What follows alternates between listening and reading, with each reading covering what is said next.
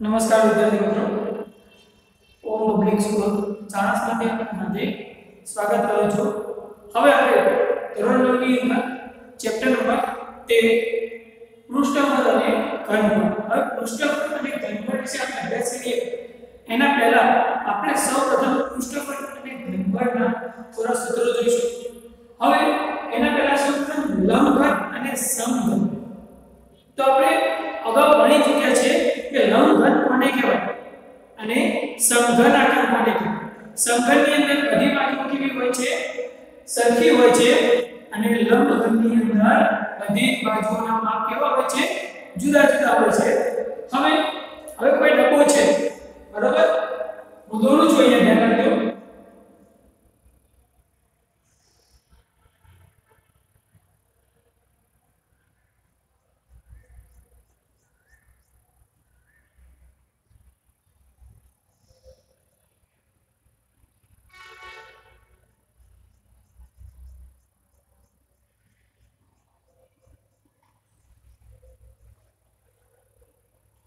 બરોબર, આ રીતનો એક આપણે ડબ્બો દોર્યો છે।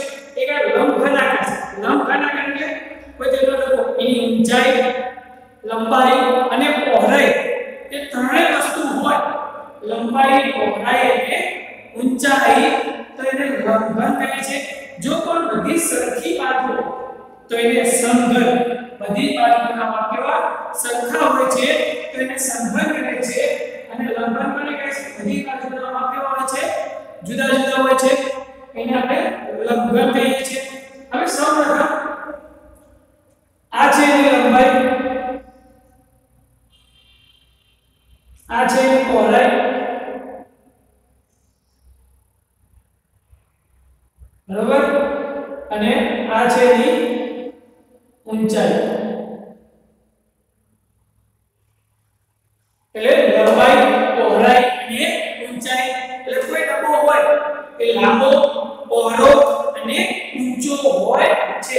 તો આપણે સૌપ્રથમ જોઈએ લંબઘનનું પૃષ્ઠફળ। પૃષ્ઠફળ એટલે બધી બાજુઓ, બરાબર, બધી બાજુઓ ગણીએ AB, BH, HL।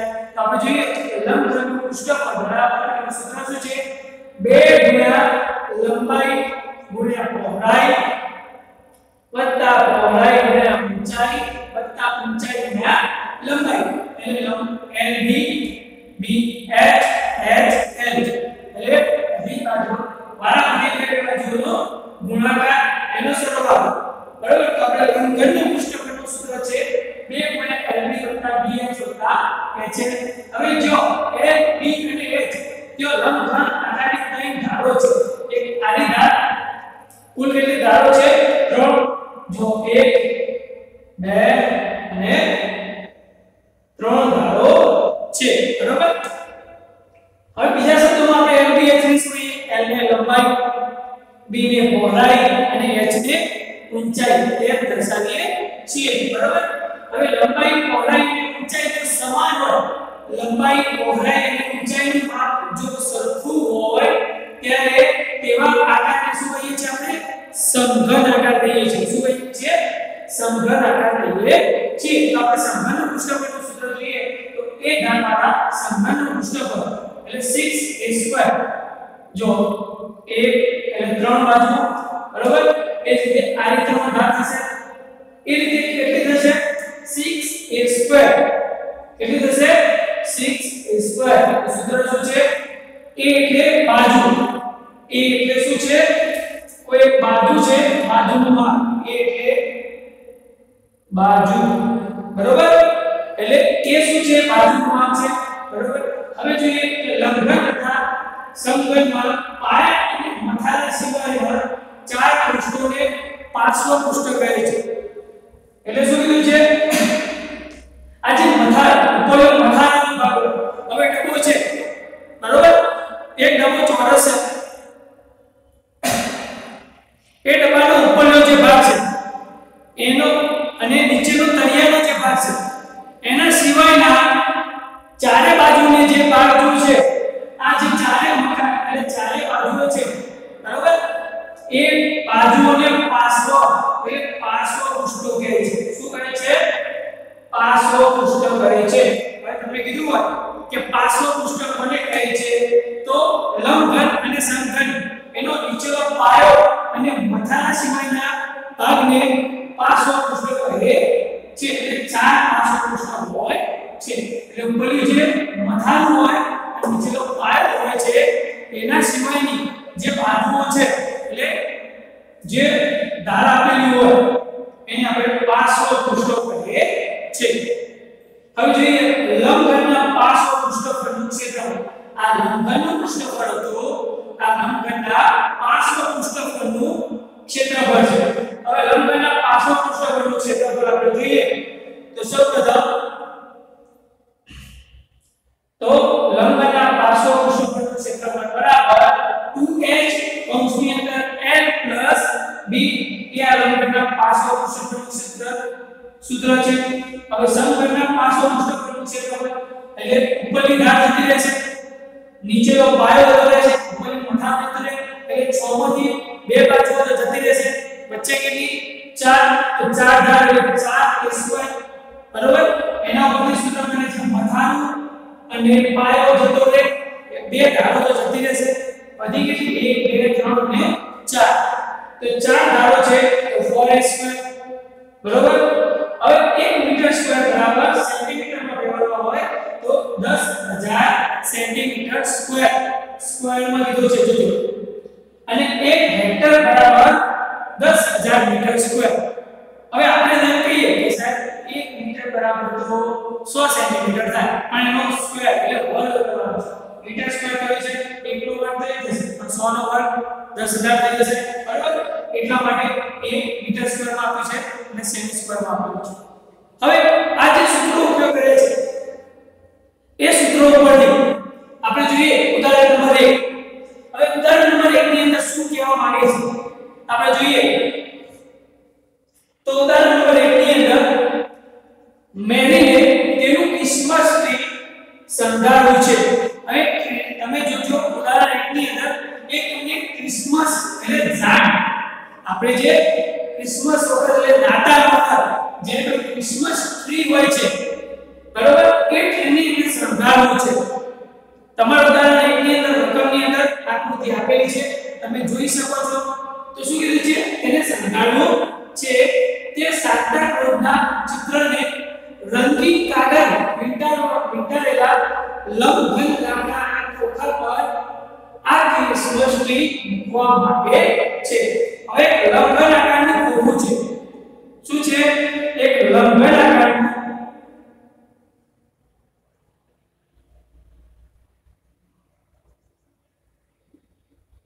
બરોબર ખોખું. શું કીધું છે ચિત્રના રંગીન કાગળ વીંટાળેલા લંબઘન લાકડાના ખોખા પર આ ક્રિસમસ ટ્રી મૂકવા માંગે છે. એક આ ખોખું છે બરોબર લાકડા એટલે લાકડાનું ખોખું છે.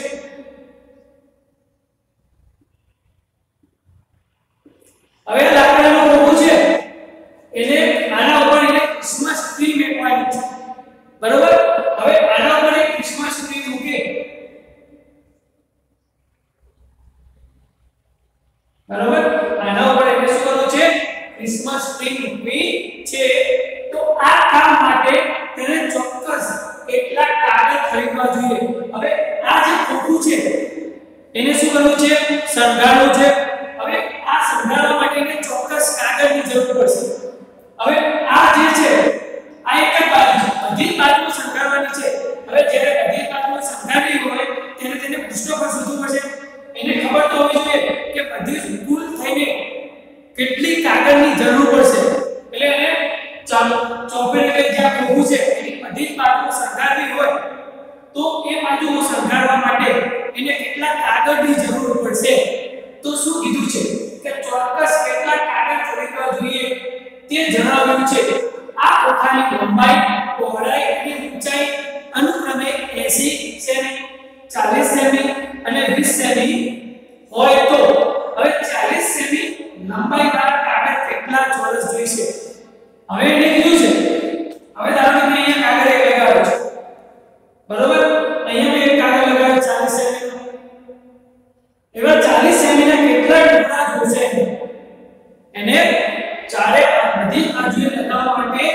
40 સેમીના કેટલા ટુકડાની જરૂર પડશે? તો સૌપ્રથમ તમારે આ જે ખોખું છે ખોખાનું પૃષ્ઠફળ શોધવું પડશે. એટલે તમે પૃષ્ઠફળ શોધો. પૃષ્ઠફળનો મતલબ શું છે કે ખોખાની બધી જ બાજુઓનો જે બધી જ બાજુઓ છે એનું ક્ષેત્રફળ મળી જશે તમને. એટલે તમને પૃષ્ઠફળ મળી જશે. બરાબર? એટલે બધી જ બાજુનું માપ મળી જશે પૃષ્ઠફળની અંદર. તો ખોખાની અંદર જેટલી બાજુઓ છે એ બધી જ બાજુઓ ભેગી થઈ જશે અને બધી જ બાજુનું કુલ માપ મળી રહેશે. હવે કુલ ક્ષેત્રફળ એટલે કુલ પૃષ્ઠફળ તમને મળી જાય. તો એક કાગળ 40 સેમી નું હોય એટલે 40 સેમી એટલે એનું ક્ષેત્રફળ શું થાય? હવે મેં કીધું છે 40 સેમી. હવે ઉભો પણ આ માપ પણ 40 છે એટલે એ 40/40 ની જગ્યા રોકશે. એટલે એનું પણ આપણે કાગળનું પણ ક્ષેત્રફળ શોધવું પડશે. હવે જે કુલ પૃષ્ઠફળ તમે શોધ્યું છે એના અંદરથી તમારે કાગળનું ક્ષેત્રફળ શું કરી દેવાનું? ભાગી દેવાનું. એક કાગળનું ક્ષેત્રફળ તમે ભાગી દેશો એટલે તમને એક કાગળનું મળી રહેશે. તો તમારે કેટલા કાગળ જરૂર પડશે? તો આપણે દાખલો ગણીએ. તો સૌપ્રથમ સૌપ્રથમ લંબાઈ કેટલી આપેલી છે? લંબાઈ બરાબર 80 સેમી, પહોળાઈ 40 સેમી અને ઊંચાઈ 20 સેમી. બરાબર? આ ખોખા માટેનું આપ્યું છે. ધ્યાન રાખજો. શું છે? ખોખા માટેની આ લંબાઈ કેટલી આપી છે? 80 સેમી. જે પહોળાઈ છે એ 40 સેમી આપી છે અને ઊંચાઈ છે એ 20 સેમી આપેલી છે. બરાબર? તો એ આવું ખોખું છે. હવે ખોખાનું પૃષ્ઠફળ શોધીએ. પૃષ્ઠફળ શોધવાનો મતલબ એ છે કે એને બધી બાજુઓનો કુલ માપ મળી જાય. પૃષ્ઠફળનો આપણે જે ક્ષેત્રફળ શોધતા એ રીતે પૃષ્ઠફળની બધી બાજુઓનું માપ એટલે ભેગું થઈ જશે. તો ખોખાનું પૃષ્ઠફળ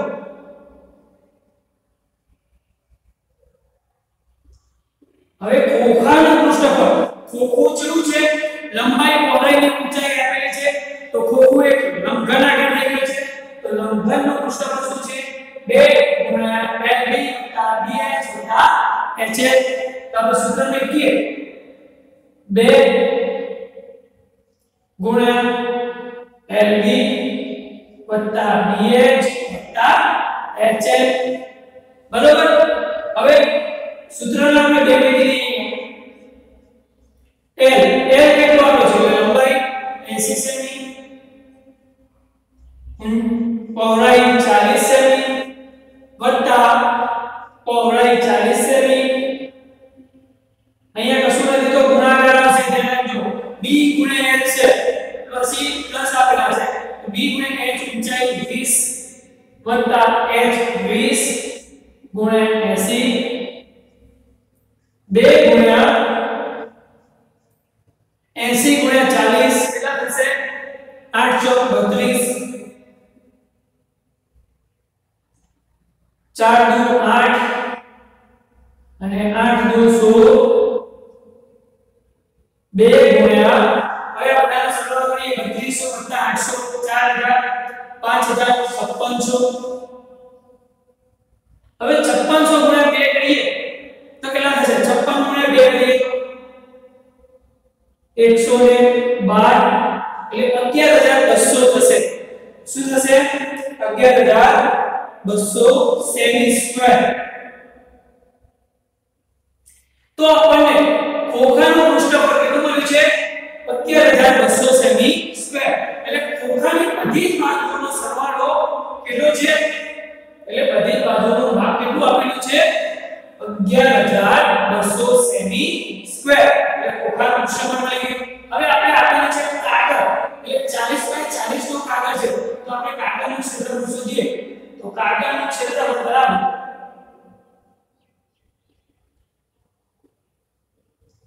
લંબાઈ ગુણ્યા લંબાઈ.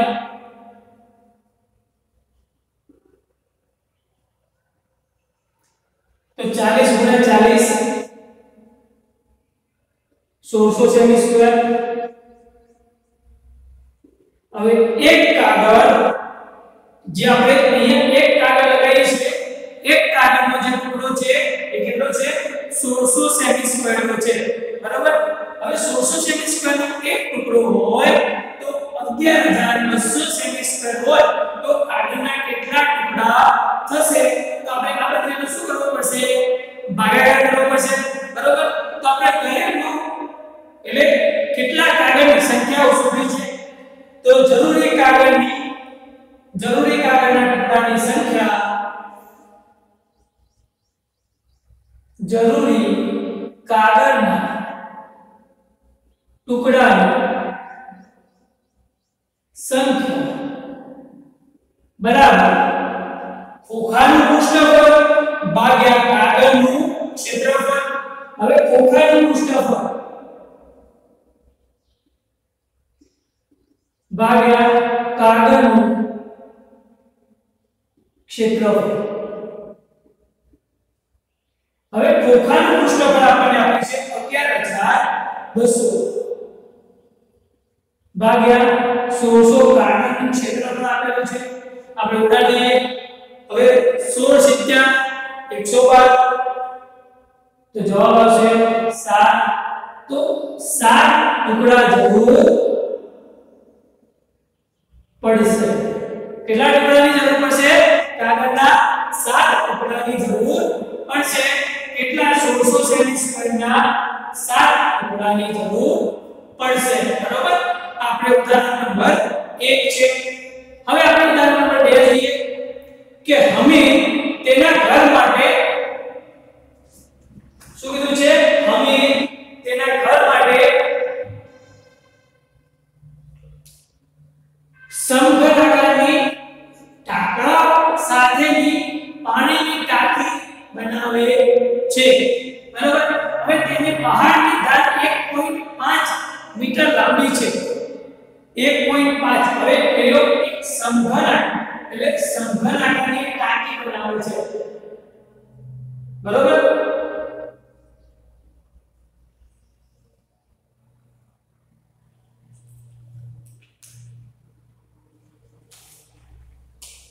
શું કરે છે? એક સમઘન આકારની ટાંકી બનાવે છે।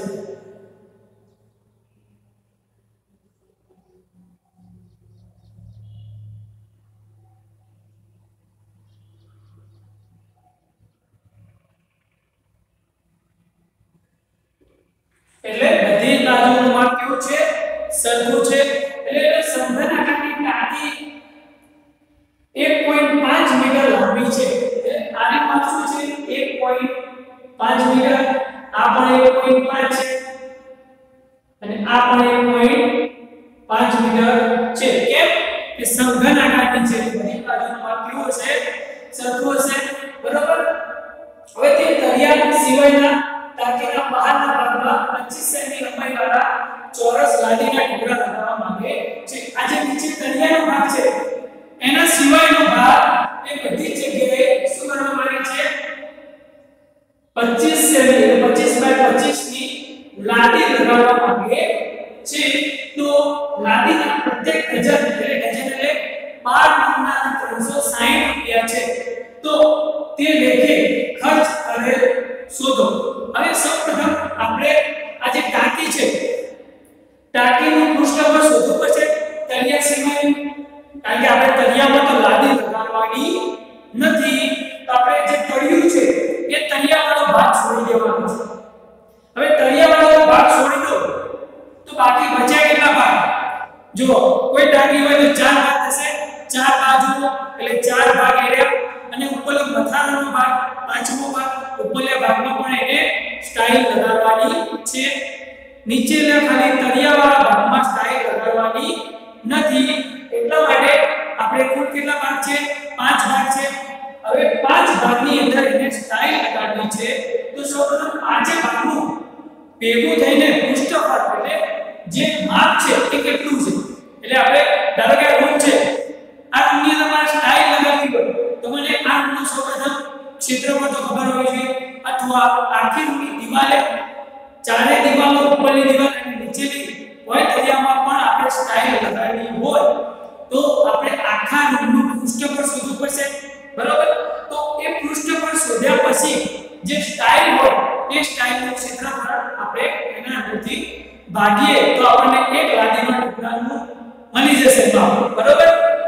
તો આપણે જોઈએ, આપણે લગાવવાનું છે તો આપણે ધાર એટલે ધારની લંબાઈનું માપ શું છે?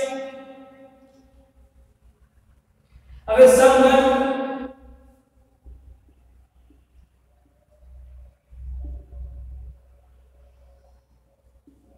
સમઘન ધારની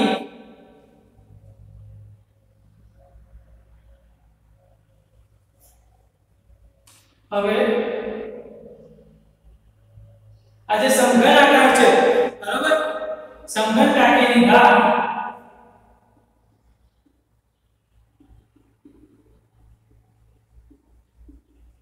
સમઘન ટાંકીની ધાર આપણે શું કરીએ છીએ? 1.5 મીટર આપી છે. હવે 1.5 છે, આપણે અહીંયા સ્ટાઇલનો સેમીમાં આપીશું. હવે મીટરની આપણે સેમીનો ઉપયોગ કરવા તો 1 મીટર બરાબર કેટલા સેમી થાય છે? 100 સેમી. હું અહીંયા લખું છું જો 1 મીટર વત્તા 0.5 મીટર. મેં સૂત્ર પાડેલા 1 મીટર એટલે 100 સેમી અને 0.5 એટલે 50 સેમી. 150 સેમી. તો આપણે 1.5 મીટર છે એટલે 150 સેમી લખાય છે. કેટલું લખાશે? 150 સેમી, બરાબર? હવે ટાંકીનો જે પહાડનો ભાગ છે, હવે ટાંકીનો જે પહાડનો ભાગ છે એનું આપણે ક્ષેત્રફળ શોધીએ તો ટાંકીના પહાડના ભાગનું ટાંકીના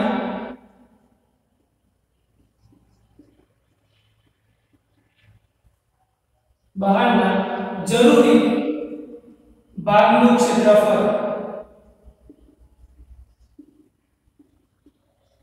હવે જરૂરી ભાગ શું કીધું છે?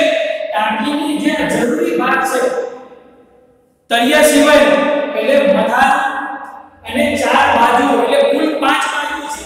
હવે સમઘન આકાર છે એમ આપણે અહીંયા જો એ ધારવાળા સમઘનનું પૃષ્ઠફળ એટલે 6a² છે અને સમઘન એટલે બધું થઈ ગયું, મથાળો, પાયો અને ચારે બાજુ એટલે 6 ત્યારે થાય છે. આપણે પાયો લેવાનો નથી એટલે આપણે પાયો ના લઈએ એટલે એક બાજુ આપણી ઓછી થઈ જશે. અહીંયા 6 છે તો એક બાજુ ઓછી કરી દો 5a² થશે. તો અહીંયા શું સૂત્ર આવશે? 5a², બરાબર? એટલે આપણે પાયાનો ઉપયોગ કરવાનો નથી. હવે 5 a² એટલે 150, a એટલે આ a આપેલો છે, ધાર એ આપેલી છે એટલે 150 ગુણ્યા 150 સેમી સ્ક્વેર. હવે આપણે ટાંકીના બહારના ભાગનું ક્ષેત્રફળ આપણને મળી છે 150 ગુણ્યા 5 સેમી સ્ક્વેર. આપણે ગુણાકાર કરતા નથી, આપણે ઉડી જશે સહેલાઈથી તો ઉડાડી લઈશું. હવે શું કીધું છે? બહારના ભાગમાં 25 સેમી લંબાઈ વાળી ચોરસ લાદી લગાડવાની છે. હવે ચોરસ લાદીનું ક્ષેત્રફળ આપણે શોધીએ તો ચોરસ લાદીનું ક્ષેત્રફળ બરાબર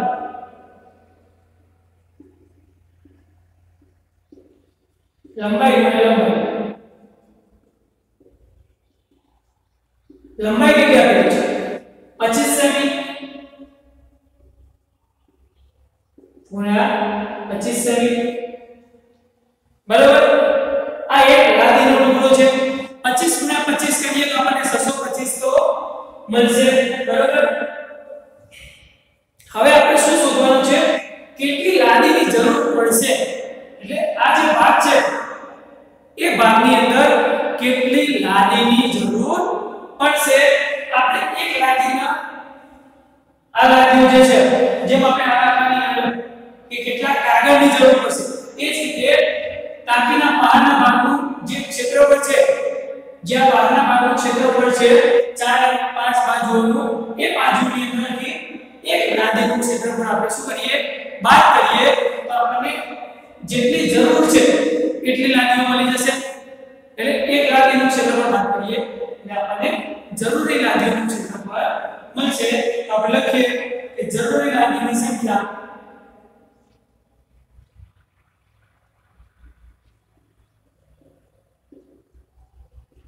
બરાબર ટાંકીના બહારના ભાગના જરૂરી ક્ષેત્રફળ ભાગ્યા એક લાદીનું ક્ષેત્રફળ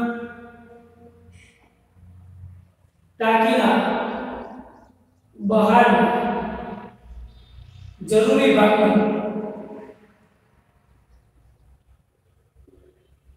ક્ષેત્રફળ ભાગ્યા એક લાદીનું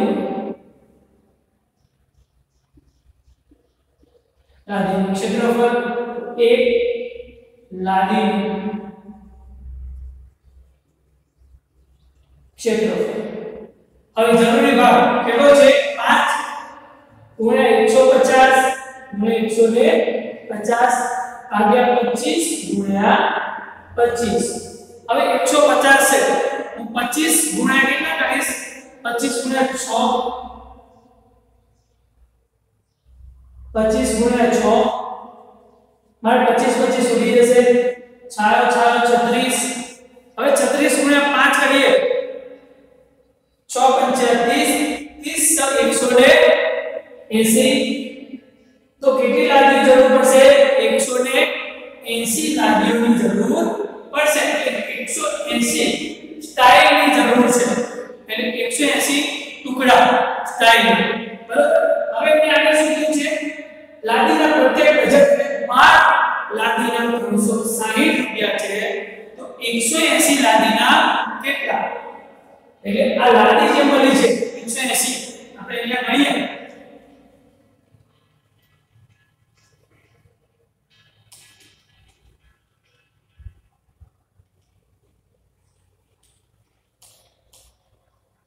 તો શું છે અહીંયા કીધું છે લાદીના પ્રત્યેક ડઝન એટલે 12 લાદીના